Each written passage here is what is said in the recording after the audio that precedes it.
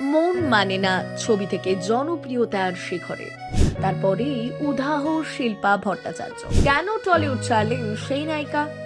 90-এর দশকে এক ছবিতেই দর্শকের মনে জায়গা করে নিয়েছিলেন শিল্পা ভট্টাচার্য।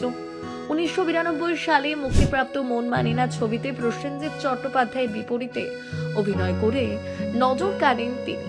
শিখা চরিত্র আর একটা চিঠি দিলাম লিখে গান আজও নস্টালজিয়া জাগায়।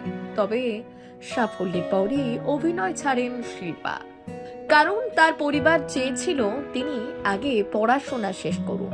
সেই সিদ্ধান্তে আর ফেরা হয়নি রূপলী পর্দায়। হঠাৎ করেই আড়ালে চলে যাওয়ায় দর্শকের মনে প্রশ্ন থেকেই গিয়েছিল। বহু বছর পর এক সাক্ষাৎকারে তিনি জানালেন, তখন তিনি স্কুলে পড়তেন বলেই জগৎ থেকে দূরে থাকলেও সেই স্মৃতি আজও তার কাছে বিশেষ। ভক্তদের ভালোবাসাও তিনি এখনো অনুভব করেন। তবে এত বছর পর শিল্পা জানালেন, সুযোগ আর সময় মিললে আবারও অভিনয়ে ফিরতে চান। এক ছবির নায়িকা হয়েও তিনি আজও অমলিন দর্শকের মনে।